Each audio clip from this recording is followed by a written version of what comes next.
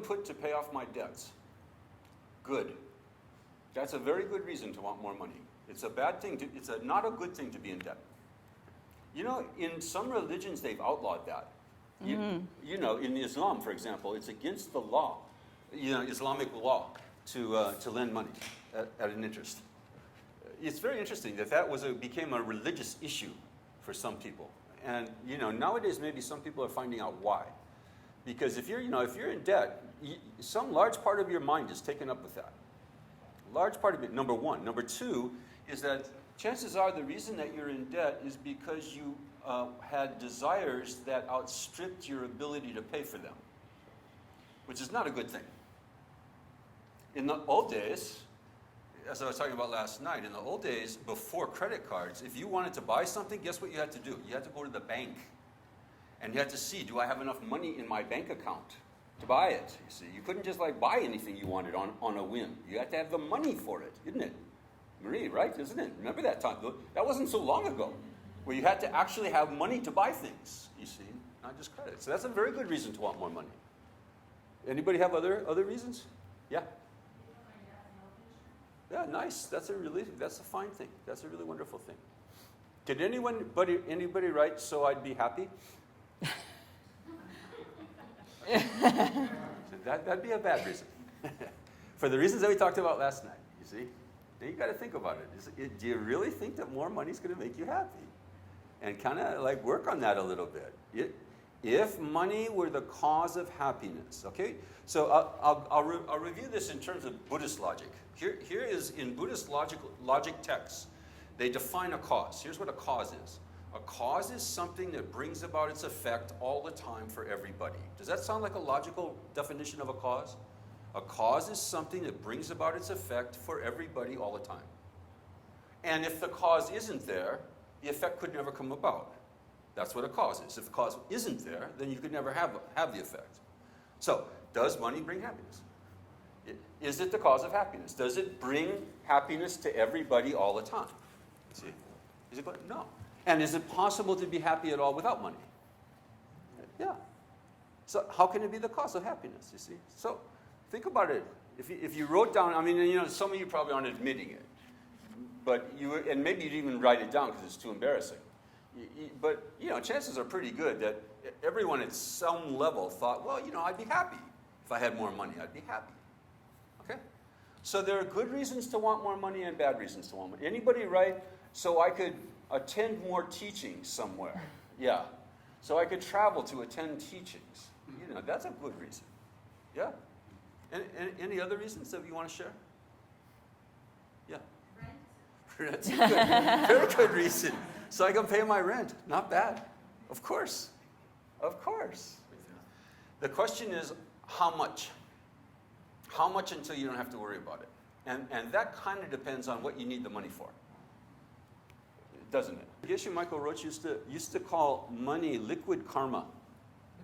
It's a kind of a nice way to conceive of money. You know, liquid good karma. It's good karma to have money, you know. It comes from good karma.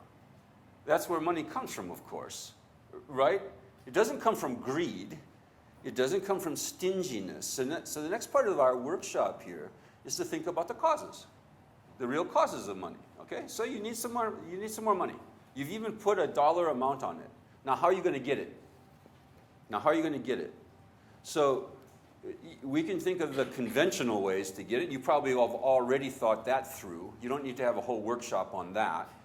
You know, you thought about, well, maybe I should get another job, or maybe I should save some more money, or, you know, maybe I should, you know, try to make better investments, something like that.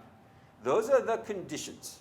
So just when I thought I didn't need a black, no, it's okay. No, Lauren, no. It's okay. They're just two words. Hetu, H-E-T-U, hetu. Hetu means cause. And then pratyaya, P-R-A-T-Y-A-Y-A. Pratyaya, P-R-A-T-Y-A-Y. Pratyaya means condition.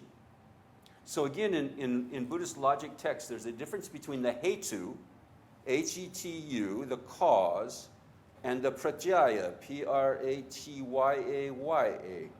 Did I say too many YAs? Okay, the condition. The condition for getting more money might be a job, might be a better job or a kind of promotion at the job. It might be, a kind of a smart investment that works out. It might be, an inheritance that you get. It might be a gift out of left field. Has that ever happened to you, that somebody just gifts you with money that you didn't even think that was going to happen? See? So what's the cause of money? Is the cause of money hard work? Let's review. We said those are conditions, but what about the hetu? What about the cause? Is the cause of money a job, getting a job? Yes or no? Having a job or having a better job? No, it can't be, right? There's lots of people with jobs who don't have money, who don't have enough money. There are people who are working their asses off in ways that you can't even imagine, 12, 16 hours a day in rice fields, who don't have enough money. They're making $2 a day. You see, it can't be the work. It can't be coming from the work, okay? Which doesn't mean, I hasten to add, that it comes from not working either. See, that's not the cause of, in case you were wondering, you could try a little experiment to see, if just not working would be the cause of money. Without the real cause, which we'll talk about in a minute, it's not work or not working that will bring you money. See. What about investments? Is investments the cause of money or not?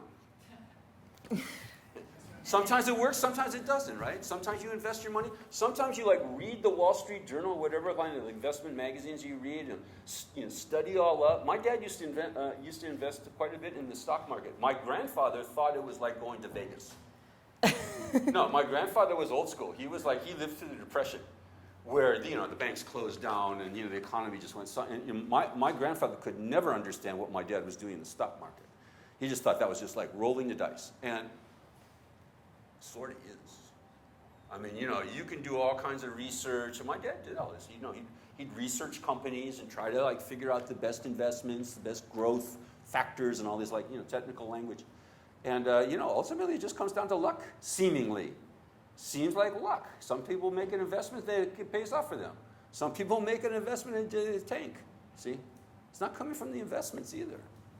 Okay? That's not the real cause. It can be the pratyaya. It can be the condition, right? Yeah, because some people do make money on the stock market, okay? Of course. Even in hard times, people are making money. I saw an infomercial on TV the other night about some guy who's marketing it's pretty impressive. He's saying the American economy is coming to ruination. The apocalypse is happening, and here's how you can score. Here's how you can make money as the whole American economy is going down the tubes. He's got a 90-minute video on the internet. I didn't watch it, but okay. So it's not coming from the investments, not coming from the money. It's not coming from the work. It's not coming from the. So where is it coming from? See, how can you get the hetu, such that then you get a job and it pays you enough money, or then you get the inheritance, or then you make an investment and it works out. Where's the hetu? Okay. Where's the hetu? What do you think? There's two. You could say there's two. Number one is the negative one. Stop stealing. Stop taking what doesn't belong to you. Asteya in the yoga text. Don't take what doesn't belong to you. And then the positive one. What is it? Generosity. Give. Okay, now take a few minutes and do your little workshop thing and write down ways that you can stop stealing. Okay, so that means that you're going to have to be a little honest with yourself and think about so it's not like, I don't steal, I don't knock off liquor stores. It's not like that. But maybe if you do have a job, maybe you pilfer the paper clips, take them home, or maybe you make personal calls on your boss's time. That's stealing, isn't it? Your boss didn't pay you to make personal calls or to go on Facebook during the working hours. So think about it in a very minute way, in a very detailed way. Okay? Think about the way that you are stealing now.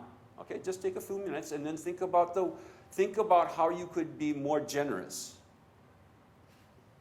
in the future. Okay? Practically, okay? Not next time I get $1,000, I'll give 500 away. But But like tomorrow, tonight, how are you going to be more generous? Not just materially, by the way, okay? How are you going to stop stealing? And how are you going to be more generous with your resources in general, with your time, with your, with what you have, with your hospitality, right? How can you be more a generous person? Okay, take a few minutes. Here's another way I think that we steal. We waste each other's time. We have chit-chats with other people and just take up their time. They're precious, we have that expression, your precious time. Stealing from other people's precious time. Useless speech. Too many tweets. Too many text messages. Be creative and detailed. Okay, what you're doing here is like financial planning. Okay, you can think about it as financial planning. How I'm going to enhance my portfolio. The real way, okay? Hetu, not just pratyaya, hetu. Okay? In Los Angeles, you have a wonderful opportunity to practice generosity at stoplights, I've noticed. At many stoplights, someone comes up to you and says, "I'm hungry, could you give me $1?" And, what do you got to lose? Maybe they're not hungry. It doesn't really matter. What it matters is, wow, you have an opportunity to practice generosity. It doesn't cost you that much. Come on, $1? So, and you just dedicate it. Dedicate the $1. So, I'm trying to raise more money for my portfolio. Thank you for allowing me the opportunity to, make this investment. Hetu, that's the cause. The better the intention, the more powerful the karma. And here's what it means to say better intention. Not wanting anything out of it. See, doing it for its own sake. So, it's kind of a two-tiered process. It's a little bit like driving with the accelerator floored and the brake on at the same time. On the one hand, that this is how you actually are creating the causes for having enough money for the things that you rightfully need money for. You see, not that it's bogus. Make sure it's not bogus. But then at a sort of a second level, you know that the best way to achieve that end is to not be thinking about that end all the time, but thinking about the poor guy who's hungry or not. What a bad job that is. To sit there, and have to beg money from people who are stopped at a stoplight all day long, having almost all of them look at you disdainfully and say no. See, regardless of whether the guy's hungry or not. See, it doesn't really matter, does it? That's a really bad job. So give the guy $1. Why not? Cheap and easy way to, make his day a little bit better, right? It doesn't really hurt you that much, $1. But at the same time, it's a karmic seed, you see. And there's no getting around that. You can't ignore that. It will plant a karmic seed for more money for you in the future. The way to also make your karmic gift strong. Yeah, no, the way to also make your karmic gift strong is to be happy about it, to rejoice, wow, I did something nice for somebody else today. I'm happy about that, and revisit that as much as possible. Okay, that's a little trick on how to make the karma stronger, is to what they call rejoice. So at the end of your day, these are kind of daily exercises, okay? This is not just a Saturday workshop and then we forget about it, That's not going to help much. You're not going to help your life much. So what you're putting down in your books here is your plan that begins tomorrow or this afternoon, later on this afternoon. And then at the end of the day, every day, you review it. And you look back and say, well, how many acts of generosity did I do today? How many times did I refrain from stealing, from taking what doesn't belong to me? In all the little ways that we can do that, okay? All the little ways. And then you review it at the end of the day, and you rejoice about the good things that you did, and review them, and that makes the karma stronger too. Okay? It's not giving. Yeah. Giving isn't actually giving. Of course, there has to be something that you're giving. But the real power behind giving is the intention, is what you think you're doing when you're giving. So by not giving, I'm actually giving? Well, it depends. Yeah. No, if you, for example, think that somebody, like this can happen, okay? You know, you see somebody on the street. I've had this happen to me. And they say, please could I have $1? I said, what are you going to do with it? And they say, I'm going to go buy some liquor with it. And you can tell that this, you know, the person is, you know, on the street as an alcoholic. And they just tell you that.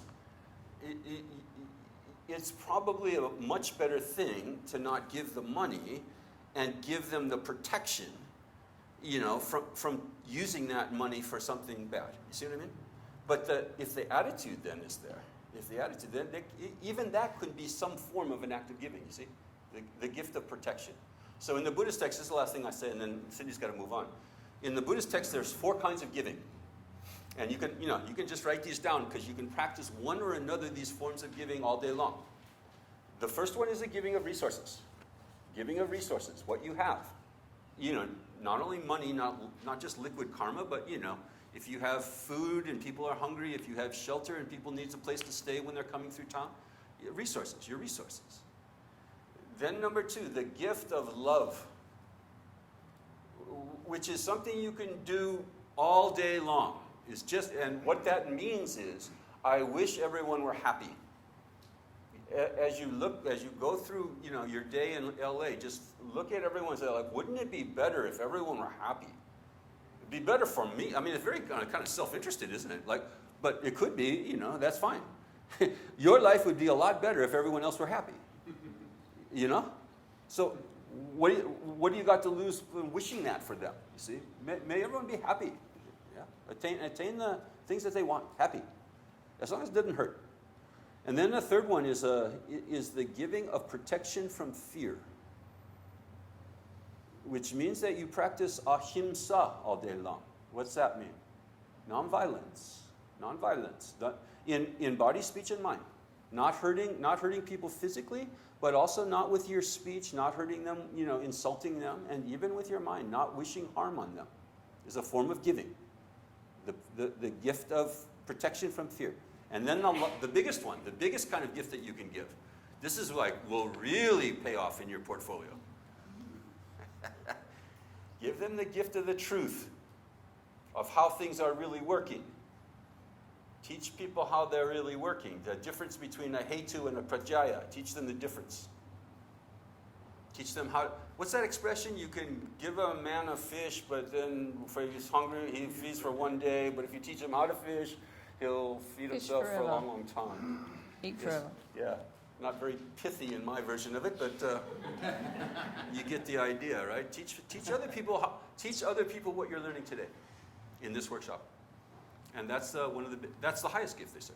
Highest gift, because that's teaching people the real causes for having the things that they need in life.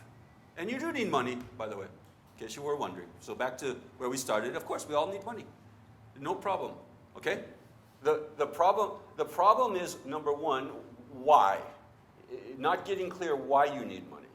And if the answer is because, you know, if I had more money, I would automatically be happy. That's just, you know, bells and alarms should be going off in your head. It's not working like that. But if you need money to pay the rent, or, you know, to help other people, or to travel to teachings, that's fine. So then work it. Work the system. Create the causes for it. And at a certain point, however, okay, last thing. At a certain point, however, realize that that the real happiness comes from that first meditation that we did, of not having to worry about it anymore. And try to get to that place as quickly as possible.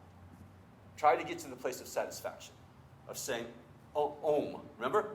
I have enough, Ahom. I don't need any more. So be careful, you know, like, review your notes here and think, like, you know, why did you put the number that you did? Maybe you could lessen that number a little bit so you could get to the point where you could say, oh, I have enough Ahom quicker. Yeah, and in the meantime, work the karma of getting enough, of getting what you think is enough. And I would suggest that you keep these books for like a year or 2 and look back on them and see whether or not you did it and whether you're still dissatisfied with how much money you have. Because chances are, if you do that exercise, you'll find, well, you know, yeah, I got the X number that I put down in my book, but now I don't think it's enough. And there's never going to be enough like that. See, at some point or another, you just have to say, this is good enough. This is good enough money. Not, and wouldn't it be nice not to have to think about it anymore? And that's renunciation. Renunciation means you don't have to think about it anymore. Right? You just give it up.